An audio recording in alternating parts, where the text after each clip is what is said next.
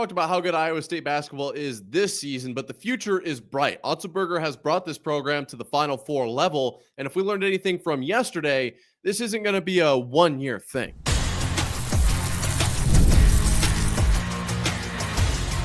You are Locked On Cyclones, your daily podcast on the Iowa State Cyclones, part of the Locked On Podcast Network, your team every day. Welcome into Locked On Cyclones, part of the Locked On Podcast Network, your team every day, now the number one sports podcast network. I'm your host, Nick Maravitz. Thank you for making this your first watch or listen of the day. I appreciate it more than you know. Be sure to hit subscribe down below so we can prove that it is, in fact, a Cyclone state. Today, big basketball program. All right, we're going to start with the recruiting class that TJ Otzelberger put together. Top 20 in the nation once again. We're going to highlight some of the players, well, I guess all of the players, and then we'll talk about where this program has been and where it could go under Otzelberger. So very exciting to start today's show. Then we pivot into the Players Era Tournament. All right, it's going to be a little bit before Iowa State actually plays in it, but there is some crucial information that we have to cover today talking about the NIL world. All right, so very important for Iowa State this season, but also in the years to come. Then in the third segment, we're going to break down women's basketball because history was made. Records were broken yesterday. So we're going to talk about that, but also how I think this could be one of the best teams Iowa State women's basketball has had, maybe ever. Let's go ahead and start, though, with this recruiting class. This is an exciting one, obviously, for multiple reasons.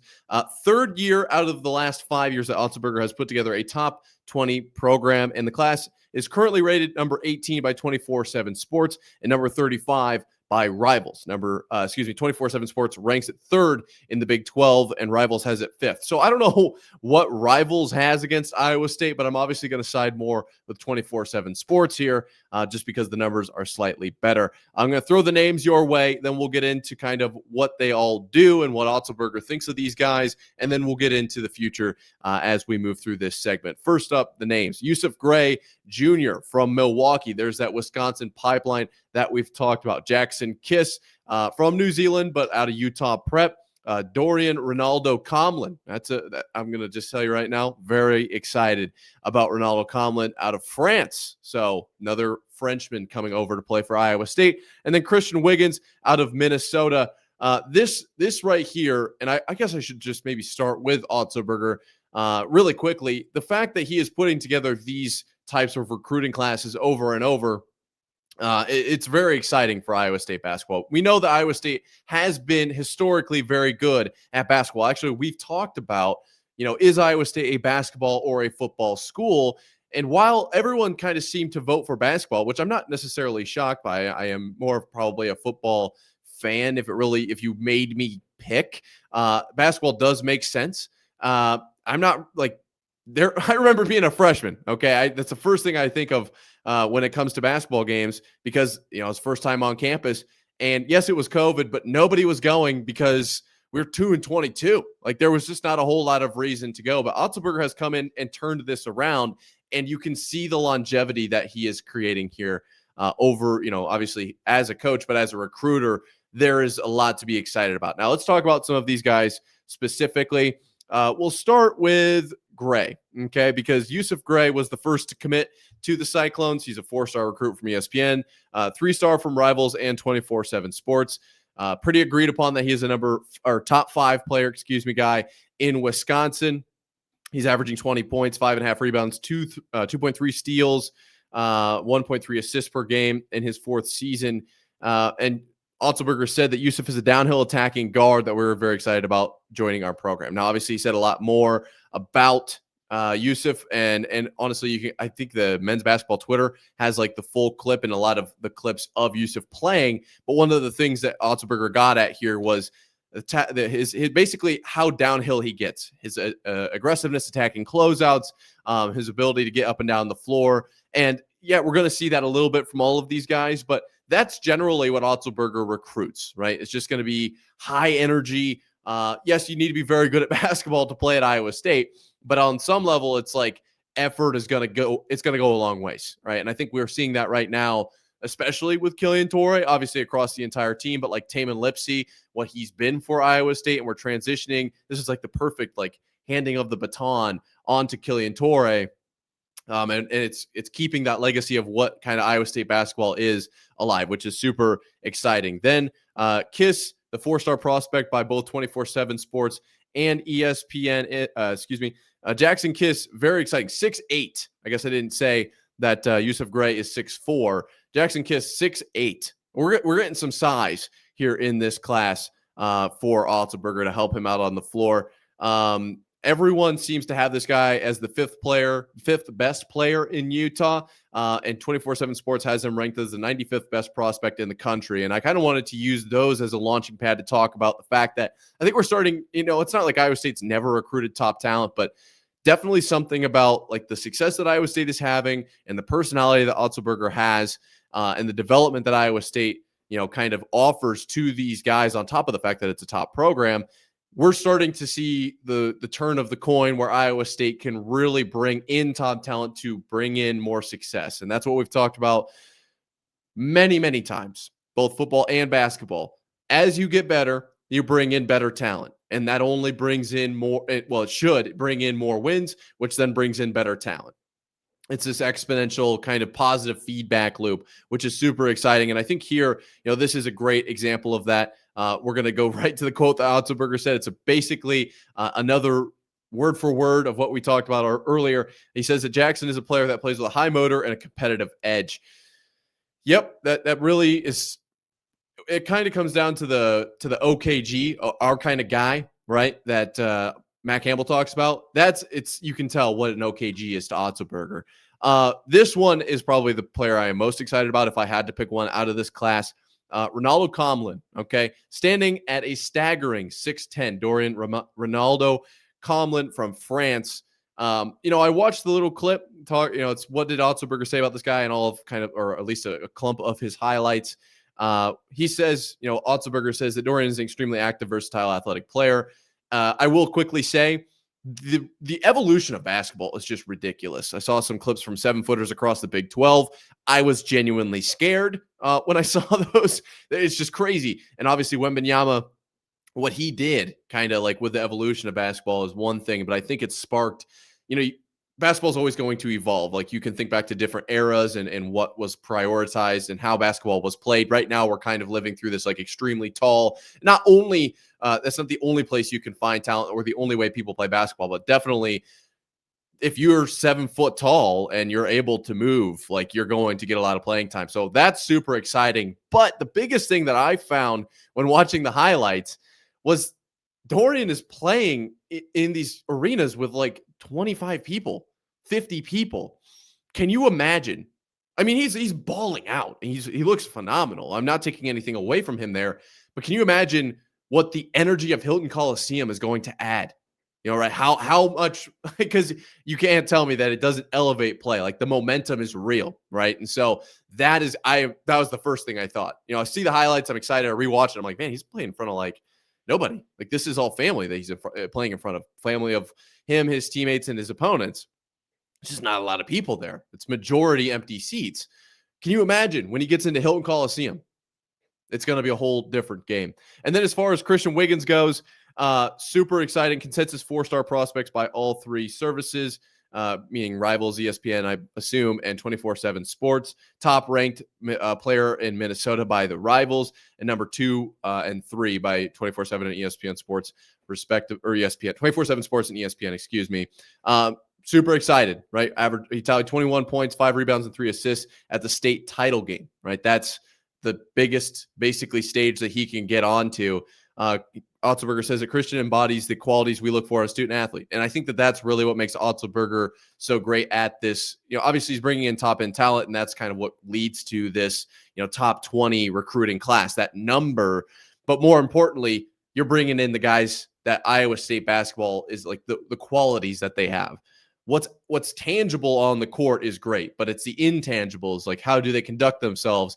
How do they talk to everyone around, and how do they treat everyone? How do they treat their daily habits, as Otzelberger would say? Those are the kind of things that Otzelberger is able to find, and I think he's done a really good job so far. And, I think through this class and as we move forward, there is a very real possibility that Iowa State turns into kind of like the top tier of college basketball. Kind of runs the Big 12. Everyone's always looking out for them when they get their NCAA bracket type of situation. Are they in our quadrant type of situation? Otzelberger has made this one of the top programs in the country. Now, how will they compete at the Players Era Festival, the tournament coming up in a few weeks? Well, it's going to be very, very important. Let's just put it that way, how Iowa State performs. We'll talk about that coming up right here after this. Today's episode is brought to you by FanDuel. The NBA is back, and there's no better place to get in on the action than with FanDuel, the official sports betting partner of the NBA. Even if you miss the start of the game or want to ride the hot hand, FanDuel has live bets on everything from who will score next to fourth quarter comebacks. Plus, you can even combine your live bets into a same-game parlay for a shot at a bigger payout. It keeps every game exciting, especially when your team is making that late push. Right now, FanDuel is giving new customers $300 in bonus bets when your first $5 bet wins. So head to FanDuel.com to sign up and play your game with FanDuel, the official sports betting partner of the NBA. When the Players Era Tournament was released and Iowa State was found out to be playing in it, I think a lot of people were very excited. This is a great opportunity for Iowa State, obviously, to play some high-end talent, right? There's going to be a ton of very good teams there. Iowa State will rematch against Creighton, obviously the exhibition that we saw earlier. I'm very interested to see how that will play out based on what we've seen from Creighton thus far and Iowa State, but also Iowa State will play St. John's. And the field is it's a very loaded field. But the bigger kind of takeaway here is the NIL implications of the Players Era Festival. And the fact that Iowa State was able to get in here, kind of in year two, as opposed to, a couple of years down the line, could really, really help Iowa State athletics in the NIL department. Now, how, we'll break down in just a second. But let's get into the actual numbers here at Locked On Cyclones, part of the Locked On Podcast Network, your team every day. Now, the number one sports podcast network.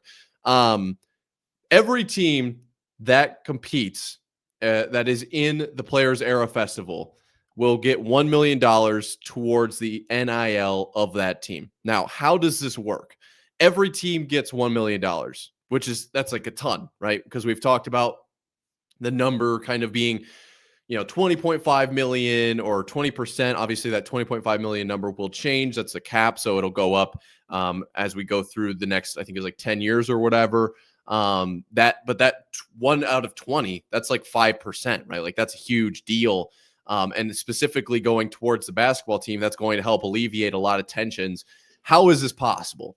Well, there's a lot of history, kind of behind how this all ended up working out. But basically at the end of the day, the players do a ton of fundraising-esque kind of things like autographs and things of that nature, right? Where they're out there doing stuff. They're not just getting paid to be there. And that's how they're able to funnel it through the collective and pay each team. And then I saw that you get $1 million if you win.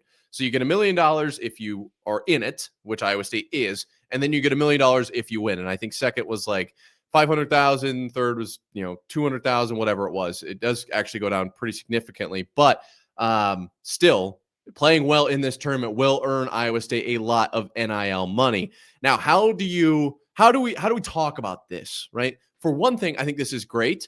This type of situation, right? This festival in general is the kind of thing that's going to help universities like Iowa State. There are universities out there, like Jamie Pollard talked about, that are basically the university is able to pay the athletic department. And I believe the university that Pollard cited was Arizona State University, pouring in like $50 million into their athletic department year over year. Iowa State can't do that due to the Board of Regents. So kind of at a disadvantage on top of the fact that just don't bring in a whole lot of revenue. I think we brought in like 119 million was the number. I want to say it was just over 100 million. So the 20%, we were good, right? We were able to cap out the 20.5, but that's a large part. Like we pulled out a ton of the total revenue generated. For some schools, let's just throw out a number. If you're generating 500 million in athletic revenue, and let's just assume you're not even getting any help from the university, you don't have to go all the way up to 20% of that revenue that you generated. You could pull out, what would that be? Like 5%? 5 would be 5 million. So it wouldn't be 20%. Right, you would have to use the full 20%. You would hit the cap before you hit your 20%.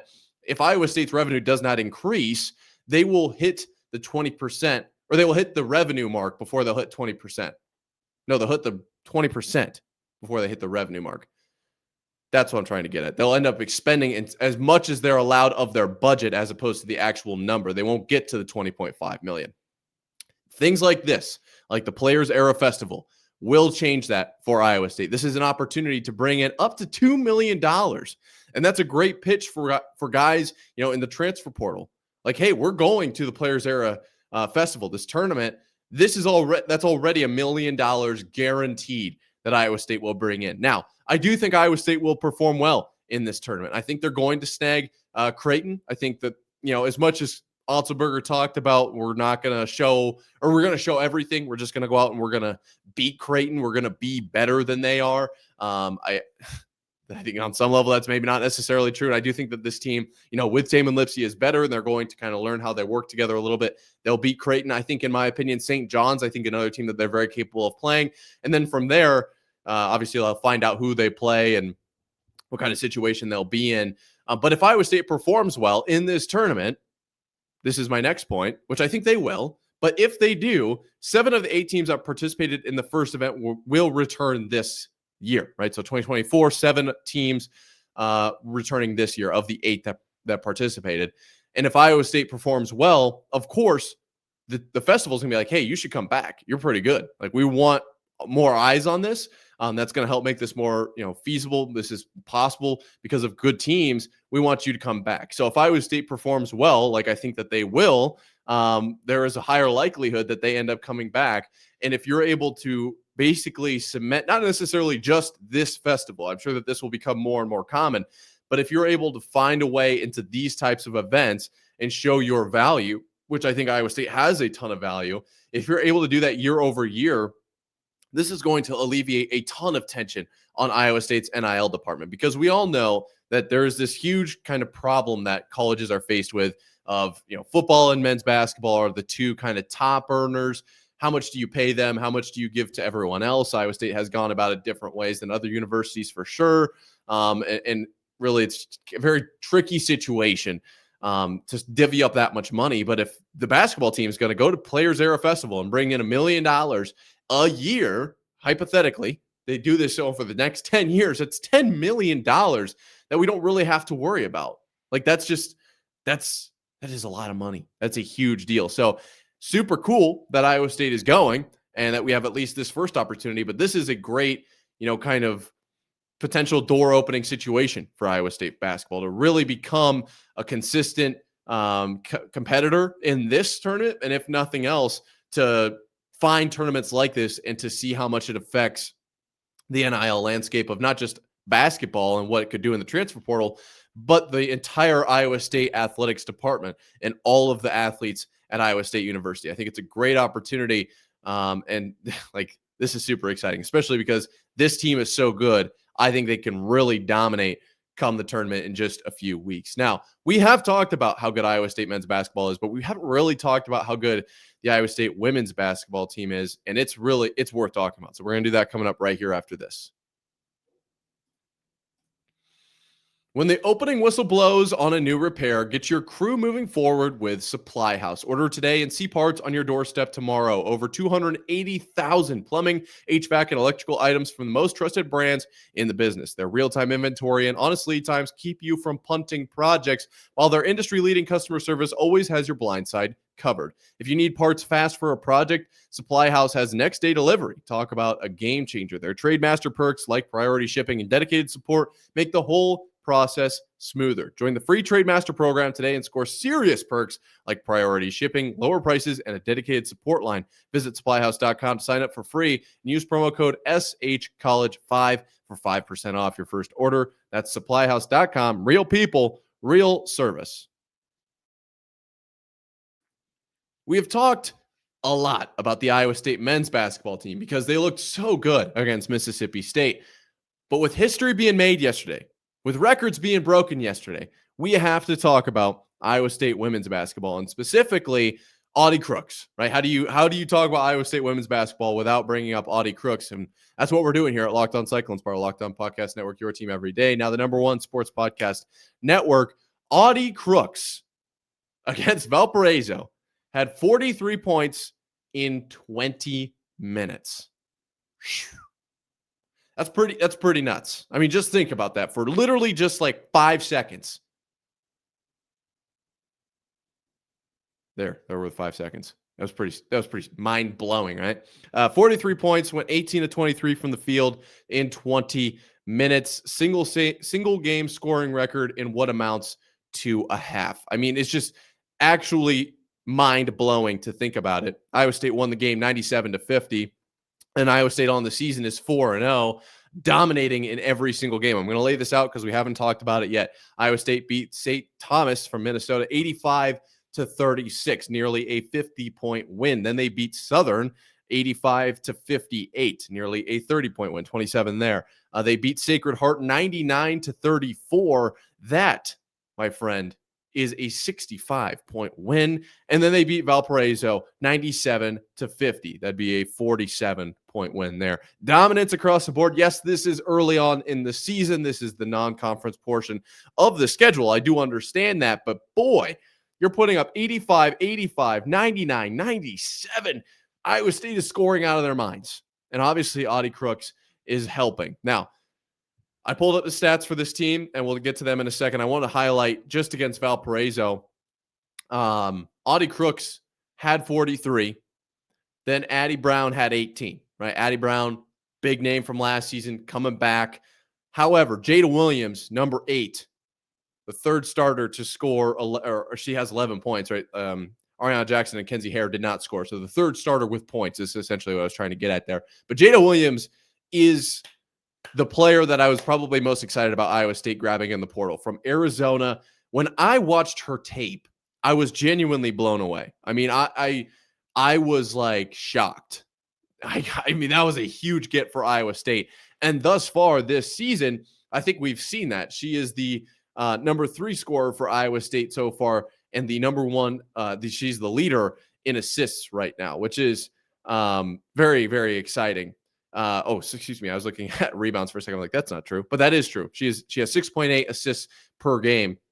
So as she starts to kind of feel out the system, and obviously we're 4 games in, and she practiced with the team all fall. Like, I understand that she knows it, but it's just going to take a little bit to become a true Cyclone. Like, it's not just day one, right? Which is also what makes the men's team so exciting with Blake Buchanan and all those guys. It's the potential for this Iowa State season is just unreal. But I wanted to take a second to take a look at Audie Crooks, who's averaging 28.2 or 3. The number, I can't believe on the same website that I'm getting 2 different numbers, but right around just over 28 points a game. Does help that she had such a big night last night, but 25 minutes from her, Addie Brown with 11.8 points per game at just over 25 minutes.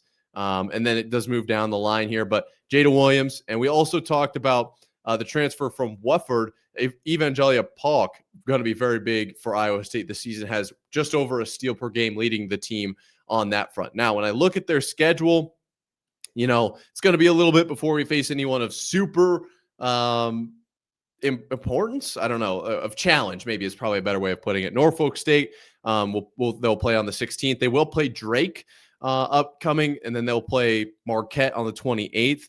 The Cyhawk game, they'll play against Iowa on the 10th.